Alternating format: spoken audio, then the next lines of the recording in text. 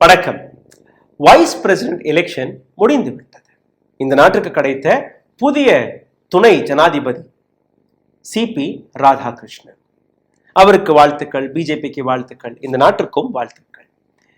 இந்தியாவுடைய டெமோக்ரஸியை, இந்தியாவின் கான்ஸ்டிடியூஷனை சரியான முறையில் பார்ப்பார்கள், சரியான முறையில் நடத்துவார்கள் என்கிற அந்த நம்பிக்கையுடன் இந்த வீடியோவை நான் தொடங்குகிறேன்.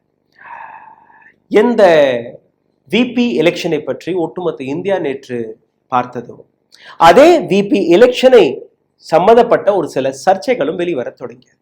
எப்படி இரவோடு இரவாக எந்த விதமான டீலிங் நடந்தது, அந்த டீலிங் வழியாக எதற்காக நவீன் பட்நாயக் அவருடைய கட்சி ஓட்டு போட வரவில்லை, எதற்காக கேசிஆர் அவருடைய கட்சி பேக் அவுட் அடித்து விட்டது, எப்படி அகாலிதள் பேக் அவுட் அடித்து விட்டது, எப்படி ஜெகன்மோகன் ரெட்டியை நீங்க தொடர்பு கொண்டீர்கள், இது போன்ற ஏராளமான சர்ச்சைகள்.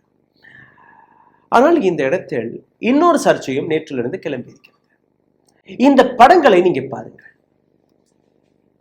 லோக்சபா மற்றும் ராஜ்யசபாவின் பெண் எம்பிக்கள் ஓட்டு போட போகும்போது, ஓட்டு போடும்போது, ஓட்டு போட்டு வெளிவரும் போது ஒவ்வொரு ஆங்கிளிலும் போட்டோக்களை எடுத்திருக்கிறார்கள்.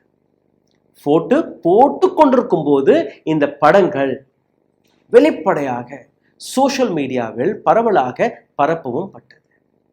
கியானேஷ் குமார் அவர்கள் உங்களுக்கு ஞாபகத்தில் இருக்கிறாரா?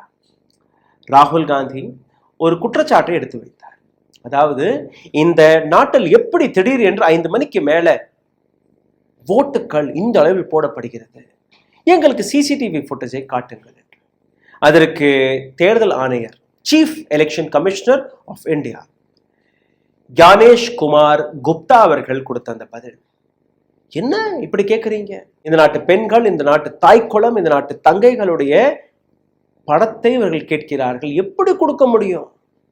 It is concern of privacy. ஒரு பெண்ணுடைய பிரைவசி, அந்த டாக்குமெண்ட், அந்த படம் வந்து பிரைவசிக்கான டாக்குமெண்ட், அதனால் கொடுக்கலாம் முடியாது. The same Gyanesh Kumar and his election commission conducted this election also.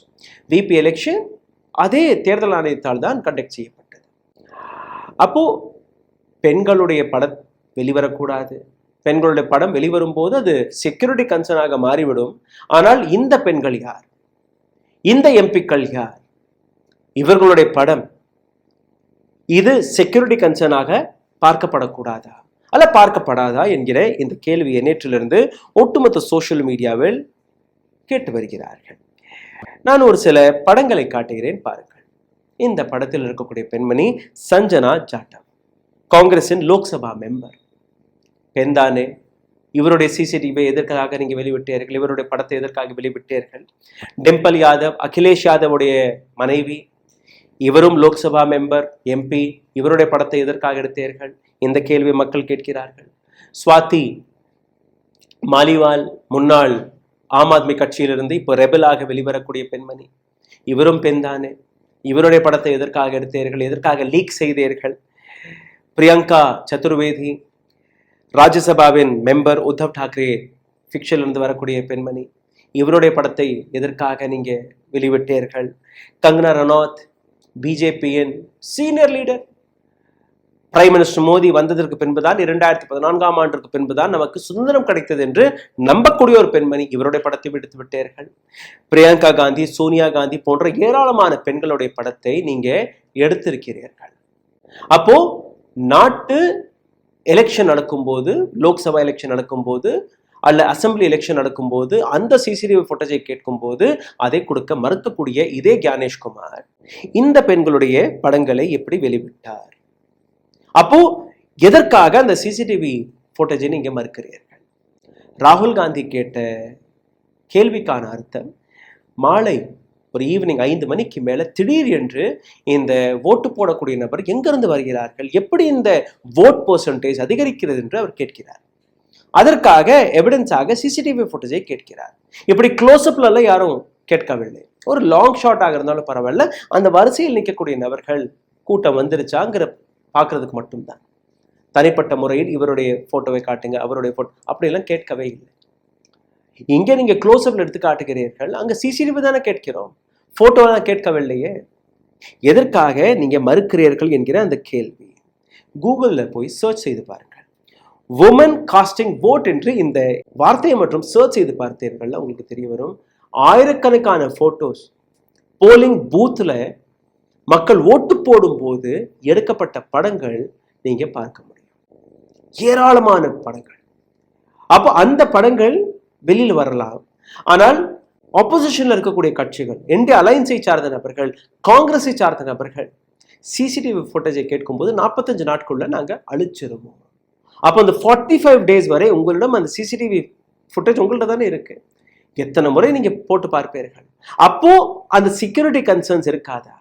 என்ன பாத்ரூம்ல குளிச்சுட்டு இருக்கக்கூடிய படத்தை கேட்டார்களா, இல்ல வேற படங்களை கேட்டார்களா? ஓட்டு போடும்போது அந்த வரிசையில் நிற்கக்கூடிய படங்களை தானே கேட்கிறார்கள்.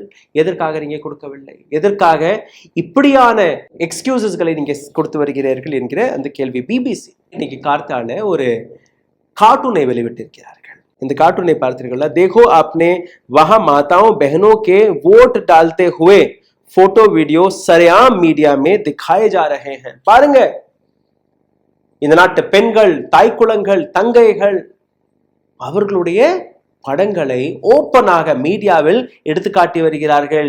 இந்த கம்ப்ளைண்ட் ஒரு பெண் இசிஐயிடம் கேட்டபடி, எலெக்ஷன் கமிஷன் ஆஃப் இந்தியாவிடம் கேட்டபடி இந்த கார்ட்டூனை வைத்து மார்க் செய்திருக்கிறார்கள். அப்போ ஒட்டுமொத்த சோஷியல் மீடியாவில் இன்னைக்கு கேட்கக்கூடிய இதே கேள்வி, 45 நாட்கள்ல ஒரு சிசிடிவி ஃபுட்டேஜை அழித்து விடுவோம் என்று கூறுகிறீர்கள். கோடிக்கணக்கான ரூபாயை செலவழித்து நாம் ஒவ்வொரு தேர்தலையும் நடத்தி வருகிறோம். அப்போ 45 நாட்களுக்குள் அந்த சிசிடிவி ஃபுட்டேஜை அழித்து விடுவீர்கள் என்றால் எதற்காக இந்த செலவு? எதற்காக டாக்ஸ் பேயர்ஸ்களுடைய அந்த பணத்தை செலவழிக்கிறீர்கள், வீணாக்கி விடுகிறீர்கள்? அதற்கான அர்த்தம் என்ன? யாருக்கும் காட்டவும் மாட்டோம். இப்போ ஞானேஷ்குமார் அவர்களை சப்போர்ட் செய்வதாக இன்னொரு நபர் வெளிவந்தார். ராஜீவ் குமார், முன்னாள் தேர்தல் ஆணையர். இந்த வீடியோ ஃபுட்டேஜஸ்களை பார்ப்பதற்கு 3600 வருடங்கள் பிடிக்கும். சாதாரணமான விஷயமா? அவ்வளோ ஃபுட்டேஜ் இருக்கு. 3600 years it will take to view this 3 CCTV footages. அவருடைய அந்த விஷயம் 65 லட்சம் நபர்கள், 65 லட்சம் நபர்களுடைய வாக்குகளை அளித்திருக்கிறீர்கள் பீகார் SIR. 1 கோடி வாக்காளர்களை சேர்க்க போவதாக அதுவும் ஒரு விஷயம் கசிந்து கொண்டிருக்கிறது. இதற்கு பின்பு தமிழ்நாட்டில் வரக்கூடிய தேர்தல், கேரளாவில் வரக்கூடிய தேர்தல், அசாமில் வரக்கூடிய தேர்தல், புதுச்சேரியில் வரக்கூடிய தேர்தல், வெஸ்ட் பெங்காலில் வரக்கூடிய தேர்தல், அனைத்து தேர்தல்கள் அதற்கு முன்பே ஒரு SIR-ஐ நாடு முழுவதும் போடுவதாக 10ஆம் தேதி இன்னைக்கு ஒரு முடிவு எடுக்கப்பட்டிருக்கிறது. நாடு முழுவதும் ஸ்பெஷல் இன்டென்சிவ் ரிவிஷன். அப்போ இந்த ஸ்பெஷல் இன்டென்சிவ் ரிவிஷன் வழியாக எத்தனை ஓட்டுகளை நீங்க திருட போறீர்கள், எத்தனை நபர்களுடைய அந்த வாக்குரிமையை பறிக்க போறீர்கள்? ஒவ்வொரு கான்ஸ்டுவன்சியில், ஒற்றை கான்ஸ்டுவன்சி மகாதேவபுரா, அங்க 1,250,000 கள்ள ஓட்டுகள், கள்ள ஃபேக் ஓட்ஸ்கள் இருப்பதாக ராகுல் காந்தி கூறிய அந்த குற்றச்சாட்டு.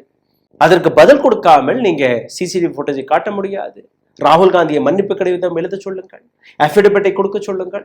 இதே அலிகேஷனை அனுராக் தாக்கூர் எடுத்து வைத்த போது அனுராக் தாக்கூர் 35-36 கான்ஸ்டுவன்சிக்கான அந்த குற்றச்சாட்டுகள் எடுத்து வைக்கிறார். இவர் ஒரு கான்ஸ்டுவன்சி, ஒரு அசம்பிளி கான்ஸ்டுவன்சி.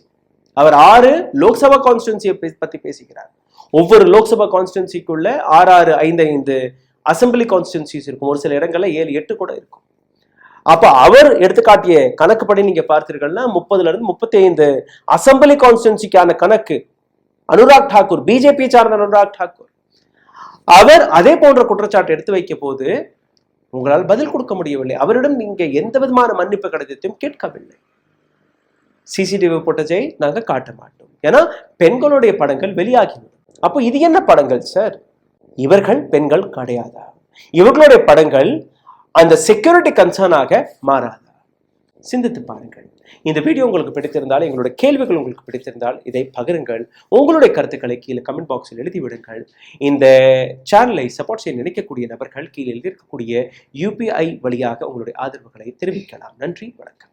ஊடகம் கார்ப்பரேட் அரசியல்வாதிகளின் கைப்பாவையாக, அடிமைகளாக இருந்தது போதும். இனி சாட்டை எடுத்து சுழற்றும் நேரம் வந்துவிட்டது. ஊடகம் பொதுமக்களாகிய உங்களுக்காக உங்களாலேயே இயக்கப்பட வேண்டும். ஊடக சுதந்திரத்திற்காக உங்களின் பங்களிப்பை இன்றே அளித்திடுங்கள்.